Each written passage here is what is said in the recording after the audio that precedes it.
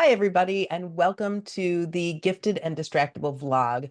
Today, I want to talk about advocacy. Three things you need in your pocket when you plan to advocate. When you plan to advocate as a parent of a gifted and distractible child, or as you advocate as a 2E adult for yourself. So, first of all, you need a deep understanding of the needs of your child, the needs of yourself. You need the wisdom to describe those needs in a way that the person to whom you're advocating can actually hear them. And you need a specific goal. What are you asking for? And is it clear? So let's back up. Number one was a deep understanding of needs. So maybe you want help for your child in navigating social situations at school. Or maybe you, as a parent or as a 2E adult, are asking for a deeper connection with the person in charge. So for the child, it might be a teacher, a coach, a tutor, or for a 2E adult, you may be looking to knowing that it's important to you to have meaningful connections and relationships. In order to feel more motivated at work, you need to actually have a connection with your employer or your boss or your colleagues. Maybe you need some help addressing your strengths as a 2E adult or addressing your struggles, figuring out how you can spend more time in your passion space and maybe ask others to who would be better at addressing things that are in your struggle space.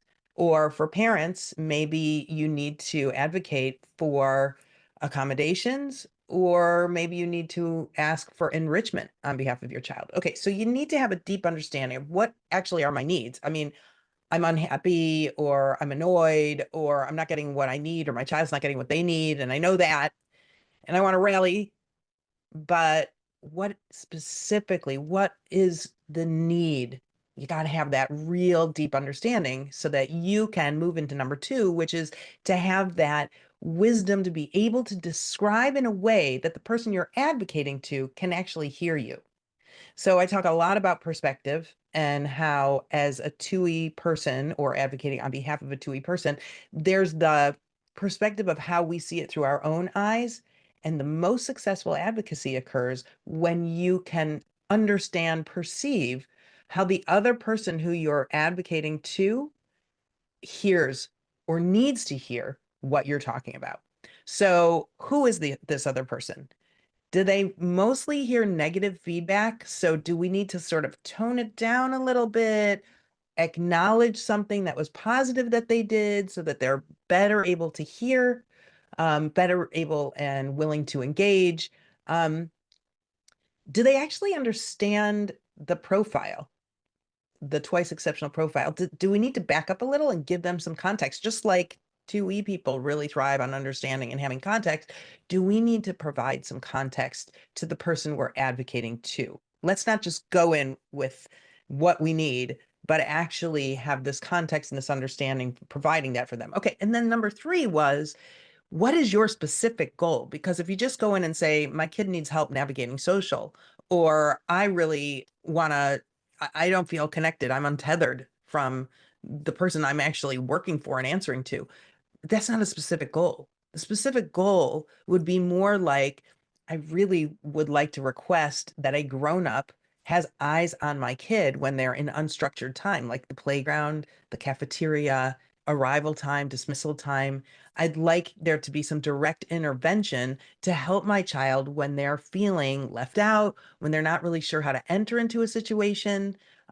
Perhaps we need to take into account visual processing and help them navigate looking at the whole entire playground and talking about options because they may not be able to see that. Wouldn't that be an interesting conversation for which you would have to really consider that the person listening clue about visual processing needs, right? Or if you want help connecting with the person who you're responsible for turning in work to, maybe you talk to HR about like, what's the best way to sort of get some time with that person? I really feel like I need to have a connection with them. And to have this specific goal of maybe it's just 5 minutes of learning why your boss is doing what they're doing and helping them understand why you're doing what you're doing, just to broaden that context, right? So perhaps if we're talking about addressing strengths or struggles, we might have to, on behalf of our 2E kid, we may have to talk about the importance of deeper work rather than more work when we want enrichment. Maybe we need to talk about how that has been done successfully at home and share that with their teacher or their school. Or when we're talking about accommodations for challenges for learning differences, maybe we need to back up and be very specific about what those learning differences are, how they play out. Processing speed is really hard for people to wrap their brain around when it's accompanied by giftedness. People don't believe those two can coexist. So we need to be very specific.